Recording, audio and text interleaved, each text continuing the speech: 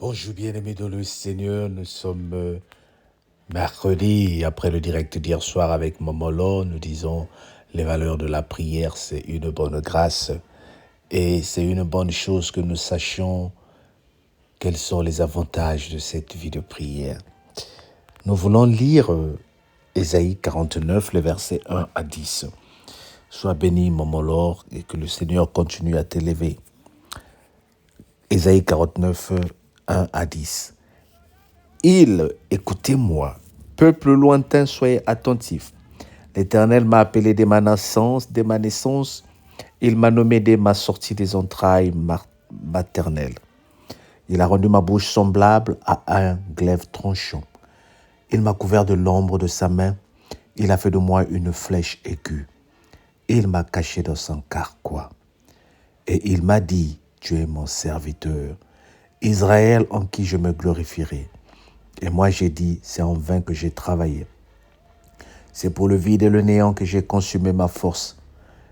Mais mon droit est auprès de l'Éternel et mon récompense auprès de mon Dieu. Maintenant l'Éternel parle, lui qui m'a formé dès ma naissance, pour être son serviteur, pour amener à lui Jacob et Israël encore dispersés. Car je suis honoré aux yeux de l'Éternel et mon Dieu est ma force. Il dit, c'est peu que tu sois mon serviteur pour élever les tribus de Jacob et pour amener les restes d'Israël. Je t'établis pour être la lumière des nations. C'est pour porter mon salut jusqu'aux extrémités de la terre. Ainsi parle l'Éternel, le Rédempteur, le Saint d'Israël. À celui qu'on méprise, qui est en honneur au peuple, à l'esclavage des puissants, des rois le verront, et ils se lèveront, des princes, et ils se prosterneront, à cause de l'Éternel qui est fidèle, du Saint d'Israël qui t'a choisi. Ainsi par l'Éternel, au temps de la grâce, je t'exaucerai, et au jour du salut, je te secourrai. Je te garderai et je t'établirai pour traiter alliance avec le peuple, pour relever le pays et pour distribuer les héritages désolés. Pour dire aux captifs, sortez, et à ceux qui sont dans les ténèbres, paraissez. Ils paîtront sur les chemins et ils trouveront des pâturages sur tous les couteaux. Ils n'ont pas faim, ils n'ont pas soif. Le mariage et le soleil ne les font point souffrir, car celui qui a pitié d'eux sera leur guide et il les conduira vers les sources d'eau. Amen. Dis avec moi, Amen. Écoutez, peuple lointain, soyez attentifs. L'Éternel m'a appelé de ma naissance, dit ici Ésaïe. Bien-aimés, nous sommes interpellés ici à écouter. Mais qui écouter? Qui écouter? C'est la partie-là que nous voulons exploiter ce matin. Qui écoutons-nous? La Bible dit, ville lointain, peuple lointain, écoutez. Nous devons écouter Dieu. Mais comment écoutons-nous Dieu? À travers de qui écoutons-nous Dieu? Qui a la puissance, qui a la grâce de nous parler de Dieu? Mais ce matin, j'aimerais te partager quelles sont les plusieurs façons que toi et moi, nous pouvons écouter Dieu. Nous écoutons Dieu, c'est pas seulement à travers les serviteurs de Dieu, tels que le passage ou le message que tu écoutes ce matin. Dieu peut te parler à travers moi. Et moi qui te parle, comment Dieu me parle-t-il? Si Dieu ne me choisit que pour te parler, et moi alors, comment Dieu me parle-t-il? Donc nous écoutons Dieu à travers plusieurs moyens. Nous pouvons écouter Dieu à travers la télévision, est-ce que tu le sais? Les événements de ce monde, comme dit la Bible, que les événements du monde ne nous enseignent. Les événements du monde ne vous enseignent-ils pas, dit la parole de Dieu? Les histoires qui se passent dans le monde, tu peux aller à un enterrement et une fois, le Seigneur est en train de te parler. Il te rappelle que bientôt, ton moment aussi viendra où les gens viendront t'accompagner, où les gens vont s'asseoir pour préparer tes obsèques. Tu peux aller à un mariage où il y a des moments de joie et le Seigneur est en train de te parler aussi. Ne sois pas triste.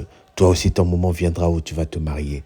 Le Seigneur nous parle à travers les actes que nous posons. Le Seigneur nous parle à travers ce que nous vivons dans la vie. Voilà pourquoi il est en train de dire ici, ville lointain, écoutez. Oh bien-aimé, Le Seigneur nous a parlé dès notre naissance. Il nous connaît. Et souvent nous oublions que le Seigneur nous a parlé. Alors il utilise certaines situations pour nous ramener dans la droiture, pour nous ramener de la paix. Bien aimé, ce que je veux que nous fassions cette semaine surtout, ou surtout en ce mois d'avril, dis Seigneur, ouvre mes oreilles. Nos oreilles sont bouchées. Parfois un enfant te parle. Parfois une grande personne te parle. Même la pluie peut te parler. Même les situations. Tu vois, à un moment, tu te lèves dans la vie, tu te lèves le matin, tu vas aller au travail, mais tu ne retrouves pas tes clés de la voiture. Et pourtant, tu les as mises à un endroit où tu sais, mes clés étaient là. Mais tu te rappelles plus où se trouvent les clés. Tu cherches et tu ne les trouves pas. Et tu prends un petit retard de 10 à 15 minutes et tu te dis, mais qu'est-ce qui se passe dans ma vie? Le temps que tu arrives au travail, tu ouvres la télé, tu vois, il y a un grand accident qui s'est passé dans la route où toi tu passes. Et parfois, si tu ne fais pas attention, c'est à l'heure où tu allais passer si tu avais trouvé les clés de ta maison. Le Seigneur nous parle d'une façon à une autre. Dans le silence, bien-aimé, il te parle. Parfois tu dis, Seigneur, ne me vois-tu pas? N'entends-tu pas? Pourquoi ne dis-tu pas quelque chose? Dans le silence, il te parle. Dis avec moi, Seigneur, merci de me parler. Yandikena kuteyange, azali kuteyayo, même sans parler. Ce message est pour toi, ce message est pour moi. Que le Seigneur continue à te fortifier et qu'il continue à te parler. Passe une bonne journée.